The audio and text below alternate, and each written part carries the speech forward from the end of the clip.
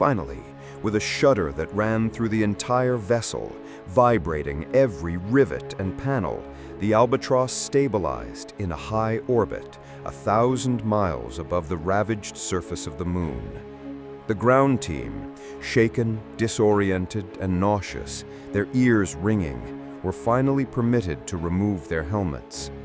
The air in the main cabin, though stale with the scent of ozone and fear, felt like a luxury after the recycled confines of their suits. "What in God's name was that?" Mallory gasped, his face pale and streaked with sweat, his hair plastered to his forehead. "Why did you take off like that, Rice? We could have been killed in the airlock. We barely made it out." Professor Armitage, his own face grim and etched with exhaustion, his eyes still holding the terror of the moon, gestured towards the large quartz viewing port. "Look, gentlemen, that is your explanation." They crowded around the viewport, their eyes widening in disbelief and dawning horror. The alien city, which had appeared so remarkably intact upon their arrival, so grand and silent in its ancient decay, was now a scene of utter, incomprehensible devastation. Colossal towers lay shattered like broken toys, their impossible geometries reduced to rubble. Vast sections of the metropolis had vanished entirely, swallowed up by gigantic sinkholes or buried beneath mountains of debris. The once proud alien skyline was now a jagged, chaotic ruin, a gaping, fresh scar on the lunar surface. The speed of the collapse was incomprehensible, as if some slumbering cosmic entity had finally stirred and with a silent, terrible sigh decided to erase this ancient blemish upon the lunar surface. It was as if a vengeful hand, unseen and omnipotent, had simply swept across the moon, erasing millennia of alien history in a matter of minutes. The walls of Jericho, in comparison, seemed to have fallen with gentle grace. It's gone," Cartwright stammered, his voice barely a whisper, his youthful confidence utterly shattered, replaced by a profound, vacant dread. Professor Rice, his face drawn and pale, his eyes wide with a residual terror that would haunt his sleep for years, joined them at the viewport. He looked as if he had aged 10 years in as many minutes. "The sensor readings went wild just before it started, Professor.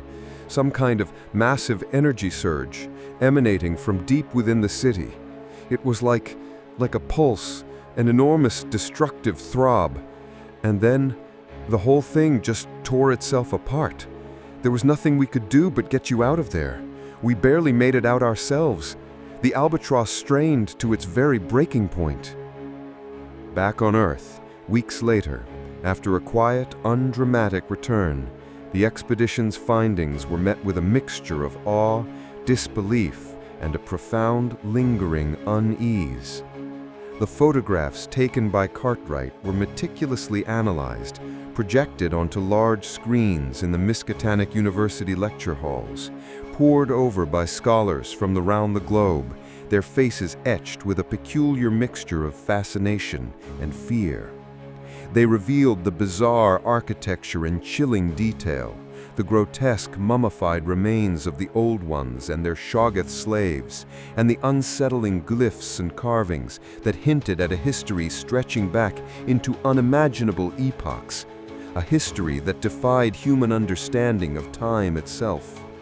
The images of the collapsed city, taken moments after their departure, served as a stark, horrifying reminder of the unknown forces at play, forces that could eradicate millennia of existence in an instant.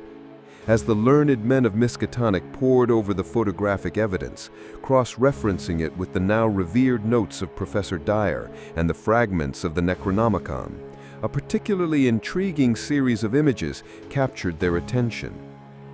Among the countless depictions of the lunar city, Cartwright had inadvertently photographed a section of a collapsed wall that bore a striking, almost identical resemblance to certain geological formations on Mars, formations that had long puzzled astronomers and geologists alike. These formations, previously dismissed as mere optical illusions or natural erosion patterns, suddenly took on a terrifying new significance. Further, painstaking analysis of the intricate patterns within the exposed rock in Cartwright's photos revealed what appeared to be stylized depictions of structures that mirrored in their unholy alien geometry the very ruins they had encountered on the moon. The resemblance was too precise to be mere coincidence, too specific to be dismissed as pareidolia. There were distinct lines, repeating symbols, and a familiar angularity that screamed of the old ones.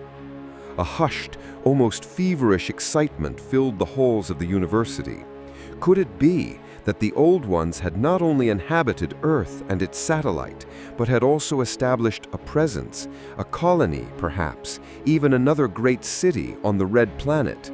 The implications were staggering, hinting at a cosmic empire of unimaginable scope and antiquity, a civilization that had spanned across planetary bodies before humanity had even dreamed of fire.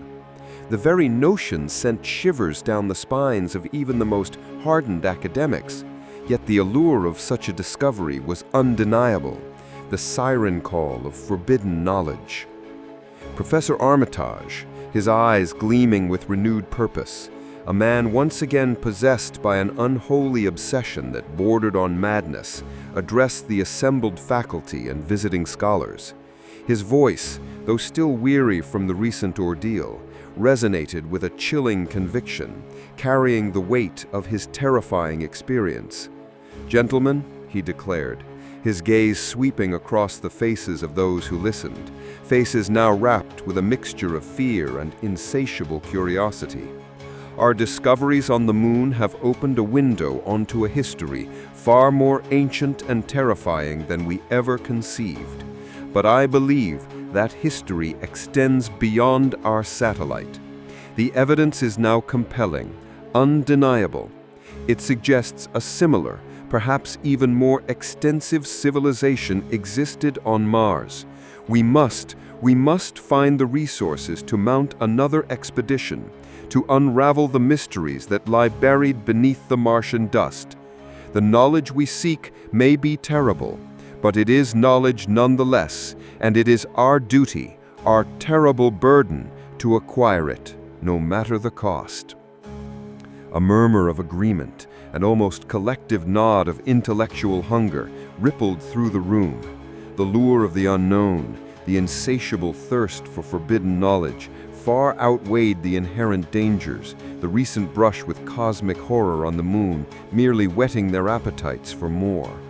The learned men of Miskatonic, undeterred by their harrowing experience, their minds strangely resilient to the cosmic dread, were already contemplating the logistics of a journey to the Red Planet, their minds buzzing with theories and speculation, drawing diagrams, making calculations, their scientific zeal blinding them to the potential consequences, to the ultimate, inevitable price of such a quest.